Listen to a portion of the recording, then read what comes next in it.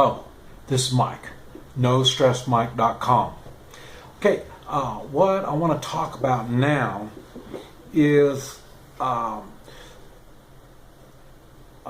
of the equipment and gear you'd probably want if you want your three-man militia to be well equipped. And it's really all set up for, like I say, a team type stuff. So and I want to give you examples on some of the stuff, why it's better for a team and not so much as an individual, and I'll explain all this. And also, these are things that you might want to consider if you're going to do a bug out, and especially if you're going to be moving women and children, and you're going. And I made a video about traveling with women and children, and a matter of fact, I even used three men as an example, and that one was a 12-year-old, 12 to 14-year-old, and then a 20-some-year-old, 40 or 50-some-year-old. So in other words, the different ages like that. And so it's basically you work together, but you really need to have the right equipment when you're working together like that. And once you get coordinated and you are familiar with each other, that's when all of this stuff that I'm talking about will come in real handy. You'll know how it works, and you'll be able to use it as a team. But anyway, I'll explain more. Okay, now we're going to get started now. Now, like I say, this is working as a three-man unit. You're already specialized in, I don't care what it is, but even when you have all your gear to be you're specialized in whatever it is that you're specialized in, this kind of stuff is going to come in really handy. Okay, first we're going to talk about big rifle. Oh, I want to talk about weapons first, and it'll be large caliber rifles. And I already say, you need the handgun, and the handgun, Marines say the handgun is used to get you to your rifle. And then the rifle, I push the AK-47, 7.62 by 39, the bullet, and that's what I really push. The 30 caliber is a really good projectile. And so now we're talking about, that's what you should have as an individual. But now as a team, you will have maybe one or two rifles, real rifles, and that'll be like a M14 or something like that.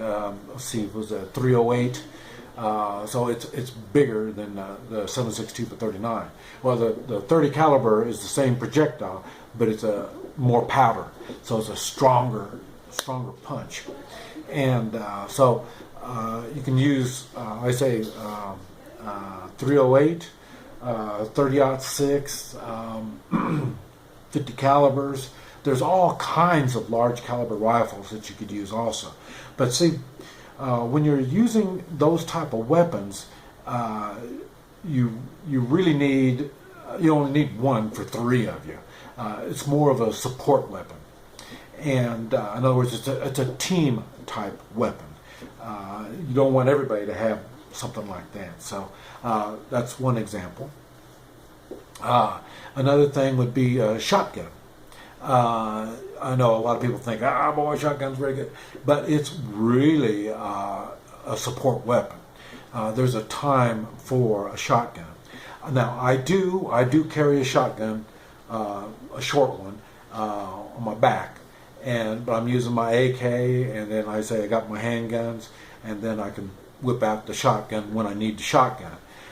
So there is cases where a shotgun will work, but like I say, if I was by myself, I wouldn't carry that extra weight, not for the shotgun. I would use other kinds of weapons besides a shotgun. But I say, if I'm working with other team members, I can have the shotgun. Just like I might have a shotgun. One of the other ones would have M14. This type of stuff. I say the M14. They have another one. I think it's a Scout, and it's a shorter version of the M14. Oh, I like that. The M14 I like. 308. 30-06. It got quite a good bit of punch to it. I mean, it kicks pretty good. But the 308 is a pretty good thing. But like I say, so in other words, with the three of us, we'd all have the AKs and we all have the handguns, and then one would have 308 or larger, and then one would have a shotgun, and maybe one would have a 50 caliber. So you see what I'm saying? It's a support type weapon. Okay. Another thing would be the suppressed guns. Normally, a good suppressed gun is a 22, and I have one of those. It works really, really well, and it's a handgun, suppressed 22 handgun, and it worked good for taking out lights and dogs, century dogs, something to eat, so it's got its purpose. But like I say, yes, you can use it in combat. I wouldn't use it directly in combat, but I mean to get to a position, or like say sentries and stuff like that. So a suppressed 22 would work really, really well. The next thing, if you're not going to do the suppressed 22, would be a pellet rifle, and it would do the same thing. A good pellet rifle, like I say, take out lights, dogs. I don't know about taking out sentries, but and like I say, it'll get you something to eat, rabbits and squirrels and stuff like that. So a pellet gun would work well. Let's see. Another thing would be a tomahawk. Now I don't know if I'd have all three of us carrying a tomahawk, but I say a tomahawk is got its uses. I say it's good for opening things, and it's got its purpose. Another thing would be a Bowie knife. Now, my particular Bowie knife, I got a big, heavy-duty Bowie knife. I mean, I can open up car doors with it. So that would be another. And like I say, everybody shouldn't have all these things. All three of you don't need all these things. But the ones that are good and like these particular type of weapons, that would be the one that would be using that particular weapon. They would know what it's capable of doing and know its limitations. Okay, and then let's say it'd be a machete, and I say there's all different kinds of machetes. Man, I got a really strange machete. It's a little shorter than most machetes, but it's heavy. It's like it's pretty good too. So, but like I say, it's all to who's using it and what it is that they're going to use it for. And another thing, like if you're in the city, now a machete probably wouldn't do you any good, but the Bowie knife would. The Bowie knife could, a good heavy Bowie knife. I say I can open up all kinds of doors. And a tomahawk, if it's a wooden door, you can smash your way through. So and locks, you can break locks with it and stuff like that. So all these tools have their advantages and their disadvantages. So you just need to figure out what it is that's going to work for one of you three. Okay, and then let's see, it'd be a slingshot. I like slingshots. They're small, and same thing. You can get something to eat with them. I use marbles in mine, and I say they're good for distractions and stuff like that. You can modify your slingshot so it'll shoot arrows. Not as good as a bow and arrow would, but it will shoot an arrow. And the same thing, bow and arrows. That would be another thing that you might go along with you. Now, okay, now that's the weapons. Now, how are you going to have all this stuff? I thought I was going to wait till the end of it, but I thought maybe now I better say something about it. But now I use foot lockers, heavy duty plastic foot lockers, so they can get rained on and stuff like that. In other words, I could put it up on top of the car, throw it in the back of the pickup, you know, this type of stuff. So, you know, it's not waterproof, but it really stops the water. And so that'll work.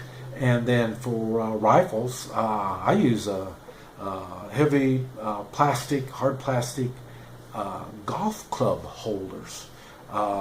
It's got wheels on it and everything. It's for like I say, for hauling around golf clubs.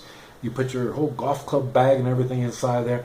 But like I say, you can put your rifles, big rifles in there, and ammunition. Because like I say, it's easy to pull and stuff like that. So, yeah, that'll work. And another thing you need is 5-gallon buckets with the lids. You can put the lids down on there. And the reason you're using the 5-gallon buckets, like I say, you notice all 3 of these aren't even eye-catching. You know, I mean, you start using gun cases, people know a gun case. So these really won't catch people's eyes. So like I say, you can have that kind of stuff. And like I say, the 5-gallon buckets work the same way. And it's the same thing if you've got you can use the 5-gallon bucket as bathroom toilet. So you know, there's multi-uses for it. And same thing, you can use the 5-gallon bucket to go get water out of the. So you're not. When you're purifying water and stuff like that, you don't want to get next to the creek or next to the pond and stay there and start purifying your water, because you kind of keep yourself out in the open when you're like that. So the best thing to do is take your bucket and just swoop up the water and then get out of the area to a protected place, and then you use your water purification to get it taken care of. Okay, and so like I say, that was weapons. Now in the way of, another thing, I want to mention this throughout the video, but you can go to NoStressMike.com and go to hotspot. On the little thingy right there, go to find the hotspot, and then you'll find the ready list. And you can get on that ready list, and boy, it shows you all kinds of stuff that you could, that'd be useful. So, but anyways, just telling you that's one place to go, and it'll be down below. I'll have it down below also. But okay, something else you're going to be needing will be like tools, and what kind of tools, depends on what's going on. I mean, the way of mechanicking tools and stuff like that. So you have to figure out what kind of tools you're going to be needing. Another thing will be like an axe, a great big axe. And the reason why you would have an axe is not only you can break into things even better than a tomahawk can do it, but also sometimes if a tree is across the road, you may have to cut it in smaller pieces and then get through. Or if you want a tree across the road, you use the axe to cut the tree so it'll fall down across the road and slow down the next people that are coming behind you. So an axe would come in very handy, and it'd help cutting firewood and stuff like that also. But also a chain. Chains are good for what I talk about. You cut a big old tree is going to be hard to move, but if you cut it in pieces, you can put your chain around the end of it, and you can pull it up out of the way so you can get through. So there's that, and pulling things and stuff like that. So there's uses for a chain. So a chain would be a good thing to have also. Spray paint in bright colors, and that's a good thing. Let me see. One thing, when you're putting spray paint, you can if you're marking a trail,